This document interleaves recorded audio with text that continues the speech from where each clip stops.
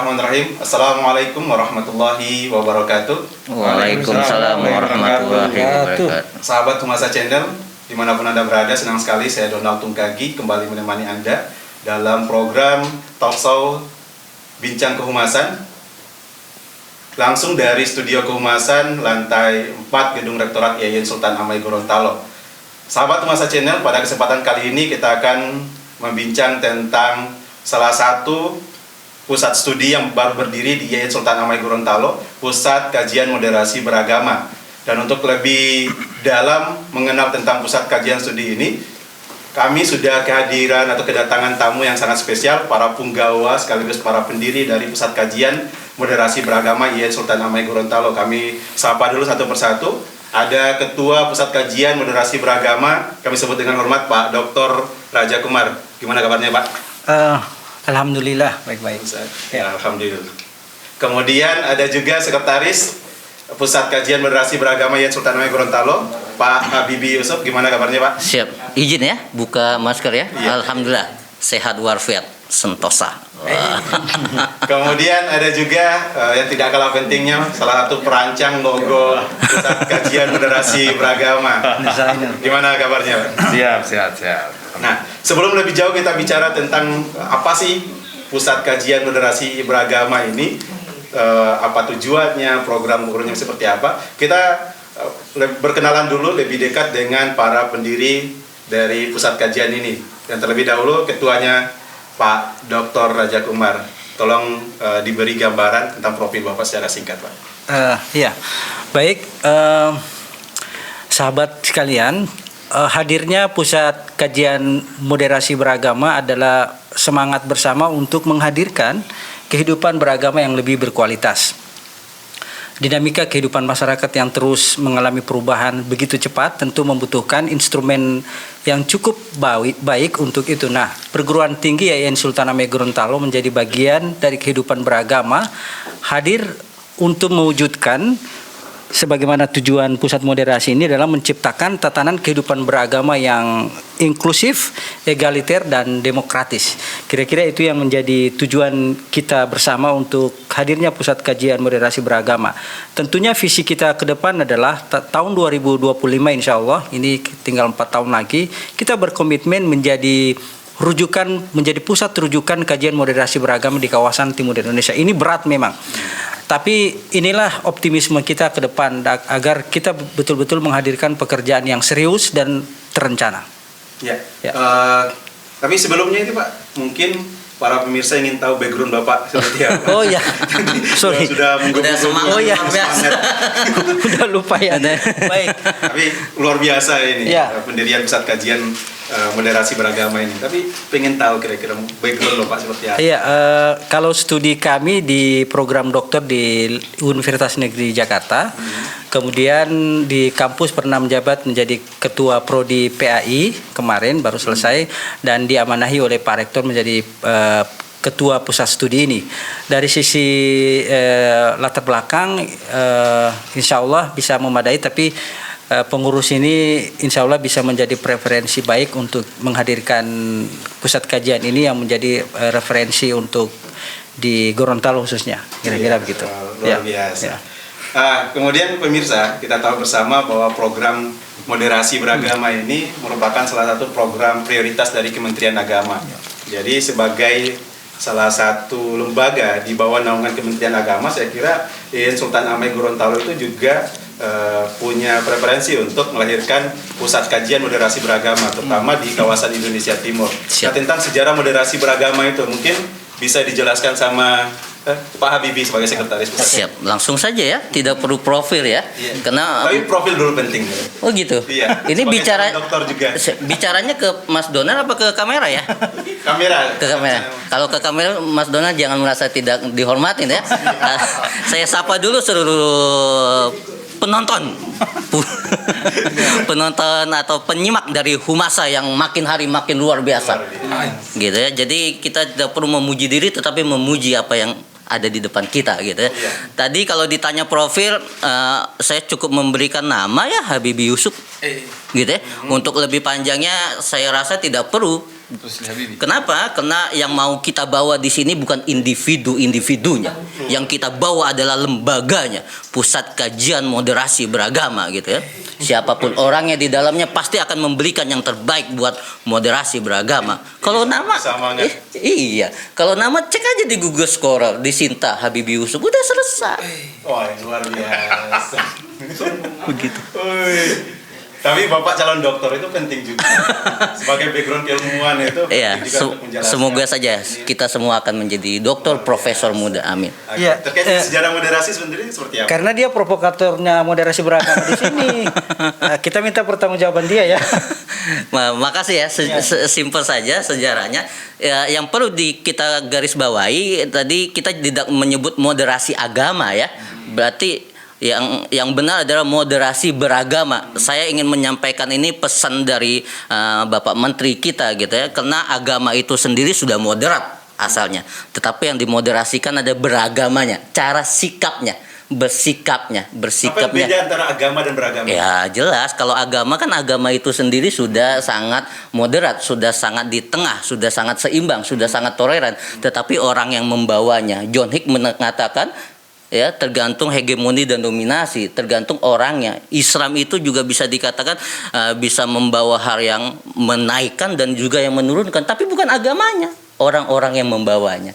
Jadi yang dimoderatkan adalah cara bersikapnya orang-orang yang membawa Islam itu sendiri, atau dalam hal ini Kementerian Agama bukan hanya menaungi Islam saja, tetapi sebagaimana Pak Menteri sekarang, Gus Menteri selalu mengatakan tuh agama sebagai inspirasi, agama Kementerian Agama untuk semua agama gitu. Jadi cara bersikapnya yang moderat gitu. Tapi saya ingin masuk dulu ya ke sejarahnya, karena ingin dikatakan kalau bersikap moderat, toleransi, saya yakin lembaga di Indonesia, terutama lembaga-lembaga Islam, itu harusnya memang sudah toleransi. Tanpa ada wadah moderasi beragama, sudah menjalankan sikap-sikap yang ramah, toleransi dan sebagainya.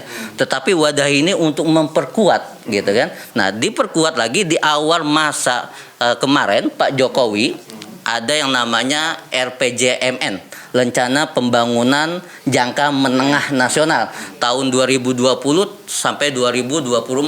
Pak Jokowi memasukkan di dalamnya adalah adanya unsur moderat, ada unsur moderasi beragama. Langsung ditindaklanjutin dengan cepat oleh Kementerian Agama, dalam hal ini Dirjen Pendis dengan surat B-366 3.1 dan seterusnya.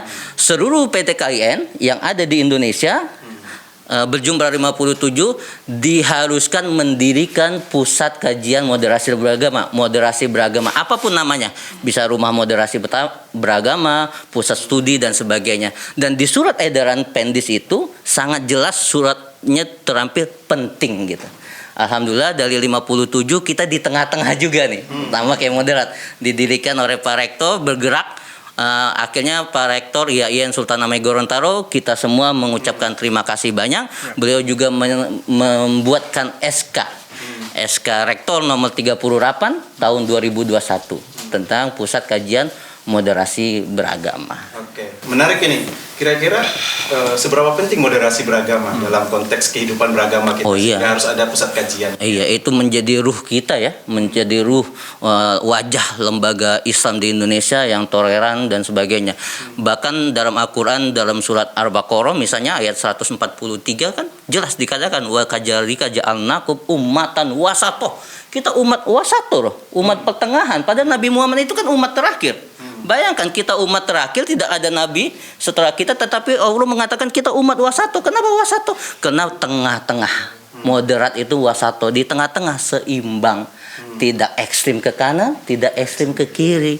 Hadis juga ada, khairul umurir awsatuha. Sebaik-baiknya perbuatan itu ada di tengah-tengah. Iya. Jadi sangat jelas. Jadi kalau kita lihat bedah sedikit ya, ruh-ruhnya itu ya. Pertama ada ruh seperti tawasud. Jalan tengah. Berimbang, harus berimbang, adil gitu ya. Tawasud. Jadi tidak tatoruf, tidak ekstrem kiri, tidak ekstrem kanan. Nah, kalau ekstrem itu merasa mudah mengkafirkan, itu yang bahaya. Agama ya, orang Muslim yang seperti itu sangat bahaya. Baru nonton belajar agama di YouTube misalnya, baru 2 hari 3 hari merasa paling pintar, terus yang berbeda pikiran langsung memvonis dia kafir. Wah, itu udah bahaya sekali itu udah jauh dari moderat. Nah, itu yang dibawa oleh moderasi beragama, tawasud. Lalu ada tawazun, itu seimbang. Kan enak tuh, seimbang kan. Coba bayangkan kalau di kita kaki kanan semua, atau kita jalan itu kiri ke depan, kanan ke depan juga nggak bisa jalan, loncat gitu, nggak ada keseimbangan itu kan. Jadi ya betul, ini luar biasa nih ya, baring seimbang dia kan, baring seimbang Pak Supandi. Iya, menarik. Al-i'tidal juga. Tegak lurus dan adil. Jadi ujungnya adil. Yang paling dekat, yang paling takwa adalah adil gitu. Jadi Silakan. moderasi beragama tadi saya ambil garis besar yang Bapak sampaikan tadi, ini tidak jauh-jauh dari namanya tadi apa? Tawasud, kemudian ta'adul atau i'tidal tadi. Iya, tawazun. Kita berimbang, sikap yang adil dan sebagainya. Ini sangat menarik gagasan tentang moderasi. Tasamu, jangan Tasamu lupa. juga. Tasamu, torera. Tawazun. Ya. Tawazun juga berimbang dan sebagainya. Nah, gagasan yang super luar biasa itu tentunya butuh simbol. Menarik sekali ini, Pak. Saya lihat simbol atau simbol dalam wujud logo rumah Udah ada logo. pusat kajian moderasi beragama di Sultan Hamengkubuwono Gorontalo itu cukup luar biasa. Nah, karena menggambarkan dari ide dari ada filosofinya, ada maknanya. Saya ingin tahu lebih jauh kira-kira filosofi dari logo itu sendiri seperti apa dari yang Pak Supandi. Siapa itu Pak Supandi kira-kira? Ya, terima kasih banyak atas kesempatan yang diberikan sahabat humas yang ada di rumah dan teman-teman yang hadir di ruang podcast ini, Pak Ketua yang terhormat dan dosen-dosen muda yang hari ini cukup energik menjelaskan soal moderasi beragama. Kayaknya masa depan soal keberagaman di Gorontalo insya Allah sedang baik-baik saja. Karena pemudanya berada pada keadaan yang seperti hari ini kita lihat, semangat dalam mewujudkan soal toleransi itu sendiri. Berbicara soal logo tentunya ini sangat penting ya. Karena memang selain sebagai identitas, dia mewakili nilai-nilai yang ada di dalam komunitas ataupun perkumpulan itu. Sejujurnya untuk perumusan logo ini sendiri, mungkin saya orang yang kurang di bidang itu, saya tidak terlalu ahli begitu kira-kira. Ahli. Jadi butuh waktu yang agak lama ya, karena memang harus menyelesaikan mendalam. Ya, menyesuaikan dengan visi universitas dari kampus kita yang sebagai pusat pengembangan tentang kearifan lokal, kemudian juga soal pesan-pesan tentang moderasi beragama itu sendiri. Kalau mungkin bisa ditampilkan kalau di edit sudah dimasukkan di YouTube ya, soal gambar logo kita. Nah, di situ tampak simbol yang diangkat itu adalah kerawangnya. Jadi model kerawang kita itu ditampilkan bisa ya logonya. Jadi kerawang itu sebagai identitas masyarakat Gorontalo, sebagai kain khas.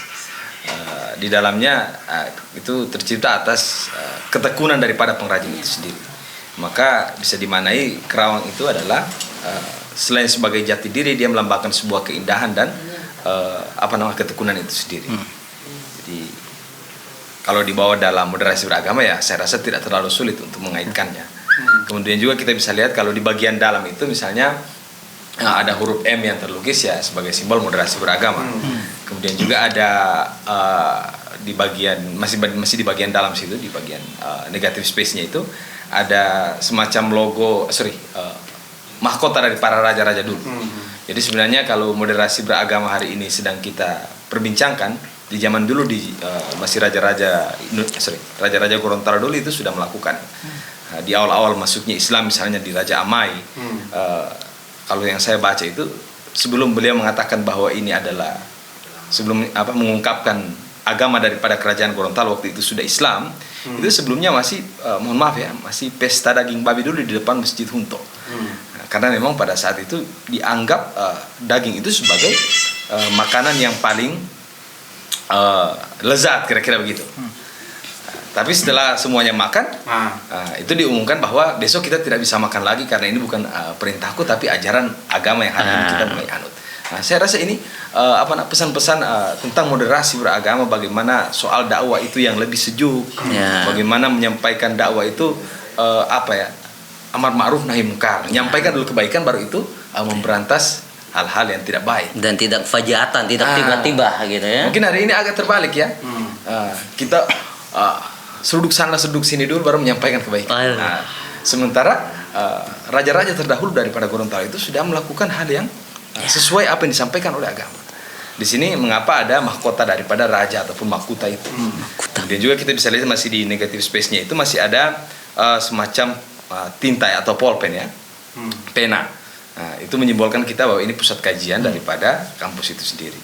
Kalau dilihat dari secara keseluruhan, motif kerawangnya itu ya berbentuk pahangga. Pahangga itu semacam tiang adat di Gorontalo dan itu menjadi identitas kehormatan orang Gorontalo dulu-dulu. Jadi kalau misalnya di kepala desa pahangganya itu ada berapa, kemudian di camat, kemudian sampai di raja. Jadi itu identitas sebagai pemimpin waktu itu. Dan kemudian di bagian bawahnya ada siluet daripada 6 agama. Jadi di atasnya ada kotak-kotak yang 6 sebagai simbol agama-agama.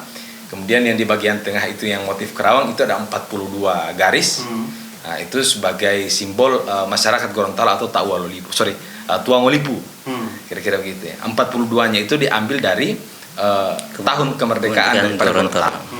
Nah, setelah itu di bawahnya itu ada persegi panjang, di situ semua agama rumah ibadahnya ada. Jadi filosofinya agama terkotak-kotak di atas, tapi memasuki wilayah Gorontalo, memasuki orang-orang Gorontalo, semuanya akan menjadi harmonis dalam perbedaan. Kira-kira begitu. Luar biasa. Saya kembalikan. Iya, saya kira ini sangat luar biasa sekali apa yang disampaikan tentang simbol atau logo dari pusat kajian moderasi beragama Yayasan Sultan Hamid Gorontalo.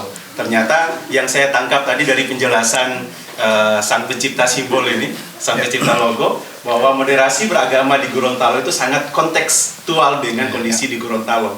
Nah, menarik sekali yang saya ingat ini, sekedar tambahan kira-kira bahwa memang moderasi beragama di Gorontalo itu tidak bisa lepas dari kebudayaan dan adat istiadat di Gorontalo. Karena proses islamisasi di Gorontalo sendiri sehingga melahirkan filosofi yang mulai dari adat topa-topango adat, kemudian adati hulaulatu syarak-syarak hulaulatu adati dan adati hulaulatu syarak-syarak hulaulatu Qurani, itu sangat menggambarkan moderasi beragama. Jelas. Karena kesesuaian antara adat, syariat sama Al-Quran itu sendiri. Nah, itu yang saya tangkap nih kira-kira, hanya menambahkan. Nah, terkait dengan pusat moderasi beragama itu sendiri, saya ingin lebih jauh kira-kira, ingin gambaran dari apa sih lembaga ini atau tujuan atau mau ke arah kemana. Itu kan bisa ada gambaran visi misi sama program kerja atau rencana yang akan dilakukan. Kira-kira terkait dengan visi misi dan program kerja siapa yang akan Pak Ketua. Pak Ketua langsung. Baik, jadi logo tadi sebenarnya diawali dengan diskusi yang panjang dan debat yang cukup melelahkan ya. Karya itu lahir bukan dengan dalam waktu tempo yang sesingkat-singkatnya, tapi butuh waktu yang cukup panjang. Karenanya kita ingin menghadirkan bagaimana mentransformasi nilai-nilai keberagaman tadi, moderasi beragama tadi dalam kekhasan lokal kita. Nah, simbol itu menjadi wakil untuk makna, untuk tujuan itu. Bahwa moderasi dalam konteks Gorontalo tidak tercerabut dengan akar. Iya. Ada kearifan lokal gitu ya. Iya, karena tadi sasarannya adalah sikap, karenanya tujuan kita adalah mewujudkan tatanan kehidupan beragama yang egaliter, yang inklusif dan demokratis, itu kan sebenarnya. Terjemahannya harus ke sana. Nah, tapi kenapa kemudian motivasinya di berbasis budaya? Karena biasa pemangku-pemangku adat, bapak-bapak, bate-bate itu menjadi instrumen penting untuk merubah sikap moderasi beragama ini secara kultural. Nah, ini yang ingin kita hadirkan di sini. Karenanya pusat kajian ini sekali lagi kita ingin menggandeng beberapa lembaga-lembaga riset di kawasan timur Indonesia untuk meriset ini secara baik.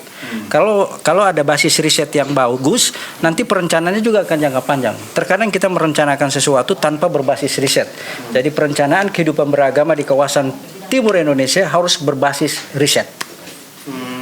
Terkait dengan visi misi pusat kajian sendiri, sehingga itu programnya seperti apa? Sehingga itu visi kita adalah menjadi pusat kajian beragama di kawasan timur Indonesia. Kemudian visi kita itu kita terjemahkan pada 4 misi yang strategis. Pertama adalah menyebarluaskan core moderasi beragama ini di kawasan, di lingkup akademik dan terutama proses pembelajaran. Ini harus diintegrasikan di proses pembelajaran ya. Kemudian yang kedua, misi berikut adalah mengembangkan riset. Tentunya riset moderasi ini perlu dilakukan secara baik. Lalu hasil riset itu bukan menjadi tumpukan di perpustakaan, tetapi perlu didiseminasi. Karenanya kita punya satu bidang namanya pemberdayaan, dan karenanya itu misi yang ketiga kita adalah memperkuat kemitraan pengabdian masyarakat dengan tema-tema moderasi beragama. Nah, KKS DR yang selama ini dilaksanakan, untuk saya misalnya sebagai pembimbing, kita arahkan untuk itu. KKS daring bertemakan moderasi beragama. Wujudnya seperti apa? Ya, wujudnya ketika mahasiswa nanti ke KKS itu kan di beberapa perguruan tinggi temanya sudah masuk ke sana. Nah, aktualisasi teman-teman mahasiswa di lapangan untuk menghadirkan moderasi beragama adalah satu, misalnya dalam event-event kegiatan keagamaan Isra Mi'raj, jika ada yang beda agama perlu, apalagi lagi nyepi kemarin ya, nah itu harus perlu diapresiasi secara proporsional gitu. Dan saya kira nanti penjelasan berikut teman-teman pengurus yang mendampingi sekolah moderasi, kita sudah punya satu sekolah yang didampingi oleh Pusat Kajian Moderasi menjadi prototipe. Kalau Anda melihat sekolah moderasi seperti apa aplikasinya di sekolah, kita punya sekolah dampingan yang bisa dilihat langsung, begini loh aplikasi itu. Nanti di sesi berikut pengurus yang lainnya akan menjelaskan itu. Ya. Oke. Ya. Jadi sahabat Humasa Channel tadi sudah dibahas atau sudah diberi gambaran terkait dengan keberadaan Pusat Kajian Moderasi Beragama di Yayan Sultan Amai Gorontalo. Nah, kita dibatasi oleh waktu. Saya kira di sesi terakhir ini kita mau dengar closing statement dari para pendiri dari Pusat Kajian Moderasi Beragama Yayan Sultan Amai Gorontalo. Mulai dari siapa dulu? Oke. Makasih ya. Setelah ini mungkin akan ada pembahasan launching kali ya. Nah, kita akan di launching pada 19 Maret 2021. Semoga saja ini ditayangkan sebelum tanggal tersebut gitu ya. Langsung insya Allah oleh Pak Sekjen Kemenak RI gitu ya. Dan saya yakin di sini editor humasanya hebat-hebat. Tadi pas menyebutkan logo akan muncul di layar itu gambar logonya gitu. Jadi mempermudah pemirsa gitu ya. Apa yang mau saya sampaikan di akhir closing statement? Terkait dengan program ini atau harapannya. Ya. Terkait dengan adanya pusat kajian. Ini bukan harapan tapi tugas kita bersama untuk memajukan Indonesia melalui wajah Islam yang moderat, wajah Islam yang dengan penuh senyum gitu ya.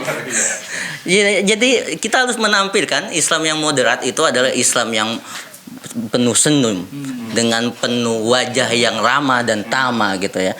Kenapa? Yang ramah bukan marah. Iya. Karena saya sering mengulang ini ya. Kalau ada waktu saya ingin menganalogi ya. Jadi ketika kita melihat batang pohon ya 5 cm aja ya. Itu yang kita lihat cuman batang warna coklat. Karena pandangan kita sempit. Tapi kalau kita mundur setengah kilo, yang kita lihat ada pemandangan yang luas. Bagaimana bisa seperti itu? Kalau kita punya wawasan yang luas, maka kita tidak akan mudah.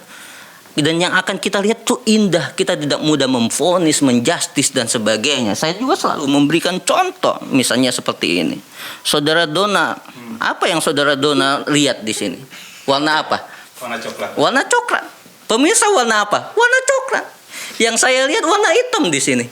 Berarti moderasi itu perspektif, sudut pandang. Iya, dan ketika yang kita lihat ada seperti itu, jangan kita merasa paling yakin sendiri. Iya, nggak boleh. Kalau Mas Donald yakin ini warna coklat, saya yakin warna hitam, lalu berantem jadinya. Padahal kalau kita lihat dari berbagai aspek, ada coklatnya, ada hitamnya. Ini baru 2 sisi loh. Belum kubus yang 6 sisi. Kan gitu kan? Jadi harus punya wawasan yang luas dan baca buku dari semua aliran, dari semua pemikiran. Oke, luar biasa. Jadi moderasi beragama itu adalah bagaimana kita memperluas cara pandang, sudut pandang dan wawasan. Betul. Pak Supandi, siap. statementnya seperti apa? Ya, terima kasih soal moderasi beragama ini sendiri. Saya rasa mungkin di awal tadi saya tidak memperkenalkan background saya ya. Saya pribadi dari ekonomi, mungkin agak jauh kalau bicara soal moderasi beragama. Tapi sekali lagi kalau saya memaknai agama sebagai petunjuk hidup ya, way of life, kira-kira begitu. Jadi bukan hanya soal ibadah, tapi dia juga mengatur soal muamalah di sana. Nah, maka dari itu saya rasa kalau dari bidang ilmu saya sendiri, misalnya soal pengentasan kemiskinan, itu banyak sekali kita harus belajar. Misalnya soal pengentasan kemiskinan gereja, itu malah lebih keren.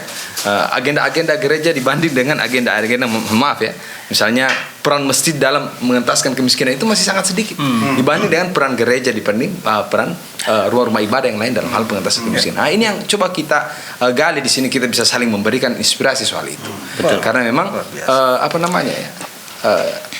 soal agama ini sendiri saya rasa semuanya punya nilai yang baik. Kalau mengutip dari apa yang dikatakan Bung Karno, ambil apinya bukan abunya, kira-kira gitu. Saya kembalikan. Menarik sekali tadi. Nanti ke depan nanti kita akan buka sesi terkait dengan bagaimana moderasi beragama dalam perspektif keilmuan masing-masing dosen-dosen di Yayasan Sultan Hamengkubuwono Gorontalo. Closing statementnya Pak Ketua. Closing statement saya, karena ini harus mewujud dalam sikap, tentunya prosesnya cukup panjang. Jadi kami harus bersabar dan kita semua sahabat harus bersabar untuk perubahan ini.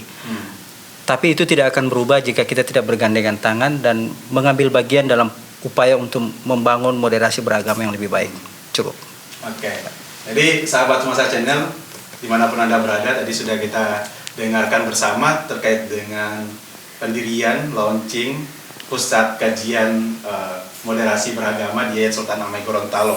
Nah, kita sudah punya gambaran besar terkait dengan moderasi beragama itu seperti apa, pentingnya kehadiran pusat kajian ini. Nah, saya kira ke depan nanti kita akan bicara tentang moderasi agama lebih mendalam. Jadi karena waktu kita terbatas, saya akhiri perjumpaan kita pada sesi kali ini. Saya Donald Tunggagi bersama kru yang bertugas mohon undur diri langsung dari studio kehumasan gedung Rektorat lantai 4. Assalamualaikum warahmatullahi wabarakatuh. Waalaikumsalam warahmatullahi wabarakatuh.